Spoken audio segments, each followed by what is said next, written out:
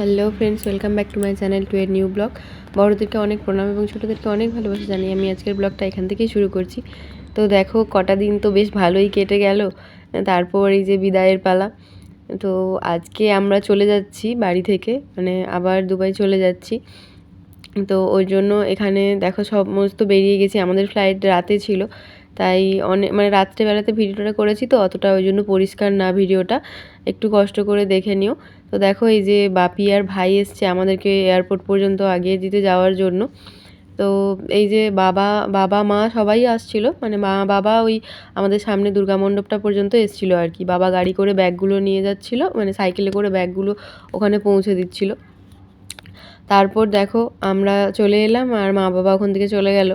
আর রাস্তাতেই দেখো আমরা কথা বলতে বলতে চলে এসেছি এখানে। এই যে এয়ারপোর্টটা দূর থেকে দেখতে পাচ্ছ নিশ্চয়ই, কলকাতা এয়ারপোর্ট। তো দমদম পৌঁছেই গেছি প্রায়।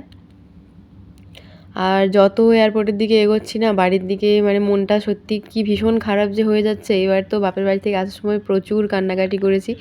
রাকেশ তো আমাকে বলছে তোমার আবার কি হয়ে গেল, এতদিন বিয়ে হয়ে গেছে তাও কাঁদছো।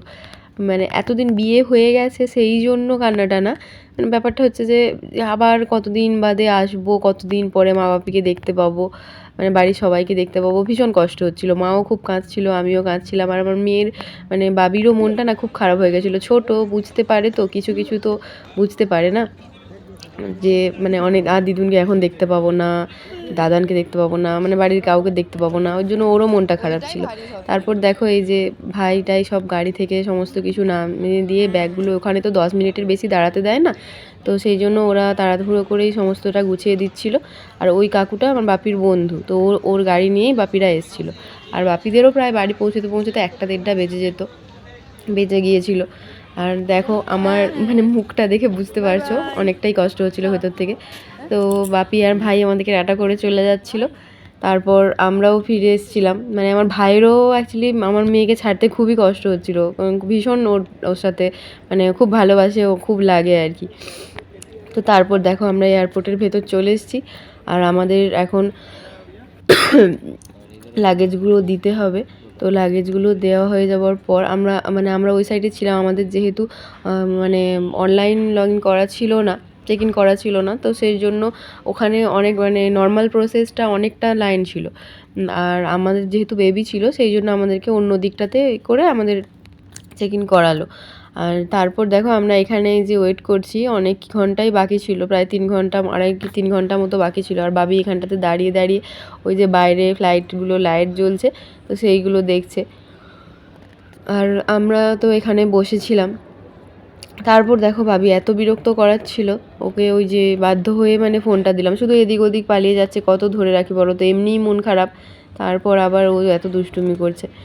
আর আমাদের ফ্লাইট এই ফ্লাইটটাতে যাবো এয়ার আরবিয়া, তো ওই ফ্লাইটটা এই জাস্ট ল্যান্ড করলো। তো ওই যারা ছিল মানে সেইগুলো তাদেরকে সব প্রসেস করে বের করার পর আমরা ওই ফ্লাইটে করেই আবার এসেছি। তো মাঝখানে আর কোনো ভিডিও করিনি, মন টন খারাপ ভীষণই। তারপর আমরা না এখানে পৌঁছে গেছি, আবুধাবি এয়ারপোর্টে পৌঁছে গেছি। তারপর আর ভীষণ কুয়াশা ছিল, আমরা ভোরবেলাতে নেমেছি তো প্রায় 5টার দিক করে নেমেছি।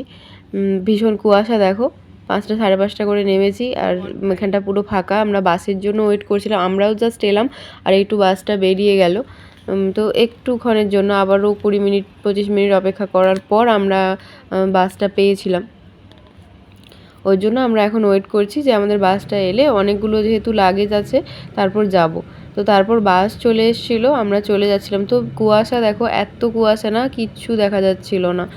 আর এখন রাস্তা ফাঁকা ছিল বলে গাড়িটা খুব দ্রুতই এসছে, মানে অনেক ফাস্ট পৌঁছে গেছি আমরা। 7টার মধ্যে 7:30টার মধ্যে পৌঁছে গেছি, 7:15-20 হবে তখন আমরা বাড়ি চলে এসেছি।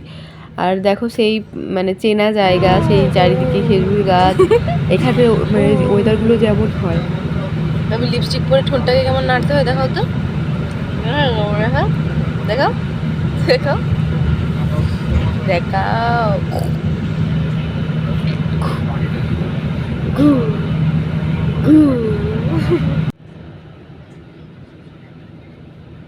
আর ওই দেখো আমরা যে সমুদ্রের পাশ দিয়ে আসছিলাম ওই পাশেই দেখো ওই যে একটা লঞ্চ যাচ্ছিলো। তো তারপর আমরা এই যে পৌঁছে গেছি দেখো আমাদের এরিয়াতে, এই যে বিল্ডিংগুলো চিনতে পারছো হয়তো। তো মানে একদম প্রপার ওই জায়গাটাতেই আসিনি এখনও। তো এখান থেকে নামবো, এখান থেকে নেমে সামনেই, একদমই সামনে, আমরা ওই দিন হেঁটেই এসেছিলাম। তো আমাদের কাছে তো ওই দিন অত ব্যাগ ছিল না, আর এই দিন মানে ওই দিন ব্যাগগুলো ছিল, তবে এত ভারী ছিল না, খুব হালকাই ছিল। তো একটার মধ্যে একটা করে করে 3টে ব্যাগ হয়েছিল, আর আজকে 4টা ব্যাগ আছে এবং অনেক ভারী ভারী ব্যাগ।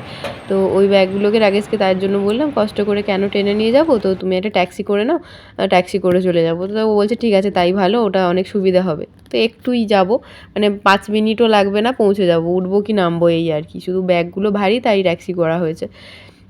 তো এই যে ওরা ট্যাক্সিতে মানে সমস্ত কিছুগুলো নিয়ে নিয়েছে, তারপর দেখো আমরা চলেও এসেছি, মানে 5 মিনিটও না, এটা 12 দিরাম নেয়, মানে ওঠা মাত্রই, ট্যাক্সিতে ওঠা মাত্রই নেবে। আর ওই যে ট্যাক্সির যে ড্রাইভার ছিল, ও আমাদের লাগেজগুলো ভেতরে দিয়ে দিচ্ছিল। আর তারপর এই যে আমরা এখানে এগুলো রেখেছিলাম, আস্তে আস্তে তারপর লাগেজ ভেতরে নিয়ে আসছে। তো তারপর দেখো আমরা চলে এসেছি। আর চলো তাহলে এখন ফ্রেশ ট্রেশ হয়ে নিই, আর আজকের ব্লগটা এখানেই শেষ করছি, দেখা হচ্ছে অন্য কোনো একটা ব্লগে। টাটা।